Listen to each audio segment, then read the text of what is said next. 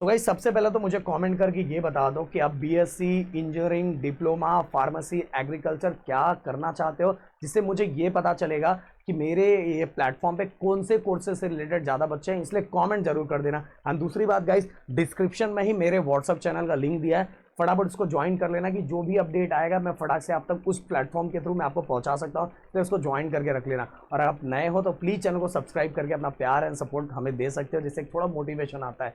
And guys, हो सकता है ये जो मैं बताने जा रहा हूं इसके बारे में हो सकता है कुछ बच्चों को पता हो। अगर पता होगा तो भी ये वीडियोस को लोगों तक शेयर करना कि बाकी बच्चों को पता चले, जिससे उनकी हेल्प हो पाए।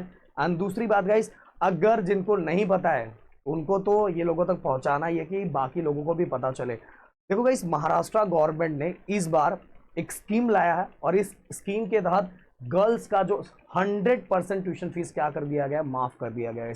इसके पहले आप अगर ईडब्ल्यूएस में आते हो या तो कॉलेज में जाके ईबीसी का फॉर्म भरते थे, ईबीसी का फॉर्म अगर भरते थे तो 50% ट्यूशन फीस आपका क्या कर दिया जाता था, माफ कर दिया जाता था। अगर किसी कॉलेज का ट्यूशन फीस 80,000 है तो आप जब वहाँ फॉर्म भरते थे, बहुत सारे जगह ईबीसी का फॉर्म स्टार्टिंग में ही भरवाया जाता है, आधा ही मतलब स्टार्टिंग में ही भरवा के आपसे बस आधा ही पैसा लिया जाता है।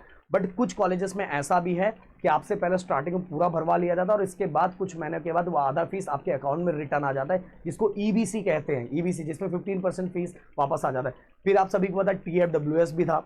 ओके, वो जो बच्चे इसमें बैठते थे टीएफडब्ल्यूएस भी है। फिर इसके बाकी जितने कास्ट में बच्चे आते थे सबके लिए कुछ ना कुछ स्कॉलरशिप प्रोग्राम है। और इसके बाद मैंने विद्यासारथी भी लाया था, विद्यासारथी में मैंने बहुत सारी चीजें बताई थी।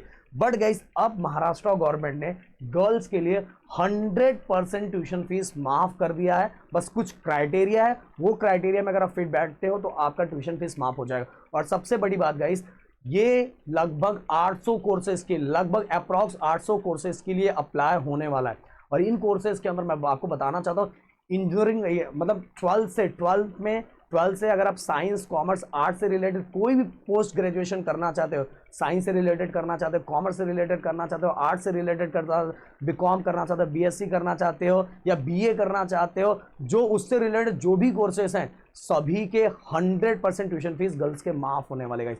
बस हाँ, इंजीनियरिंग में भी एमबीबीएस अगर आप कर रहे हो उसका भी ट्यूशन फीस सोचो, उसका ट्यूशन फीस तो कितना ज़्यादा हाई होता था। एक पिछले साल का ही मैंने मतलब कि मैं वो अच्छा नहीं लगता वो डिस्कस करते हुए, बट एक गर्ल्स थी जो कैपेबल, मतलब उसका 50% तो फीस माफ हो रहा था पर 50% नहीं हो पा रहा था। और इसके कारण उसने एक कदम उठा लिया, उसको डिस्कस करते हुए मुझे सही नहीं लगता। और मैं मतलब इमोशनली बच्चों से बहुत कनेक्टेड हूँ। और इसके बाद वो लेटर बहुत ज़्यादा वायरल हुआ था, बहुत ज़्यादा वायरल हुआ था कि मैं 50% फीस भी भरने के लिए कैपेबल नहीं हूँ, तो और स्टडी में बहुत अच्छी हूँ बट कैसे करूँ, तो वो चीज़ें थी। उसके बाद उसने कुछ कदम उठा लिया था।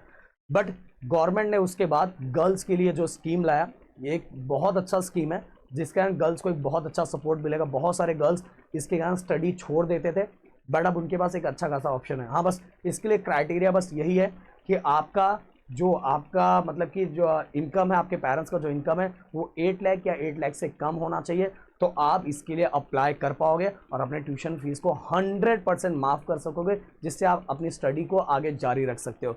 तो प्लीज़ कमेंट में मुझे लिख के बताना कि आपको ये जो कदम उठाया गया है ये कदम कैसे लगा, और आपका भी कोई चीज़ें सजेशन है तो प्लीज़ कमेंट बॉक्स में ज़रूर लिखना। ये वीडियो हो सकता है आगे तक पहुँचे तो आपकी भी चीज़ें वहाँ तक पहुँचेगी। तो कमेंट में अपने ये सुझाव जरूर लिखा करो।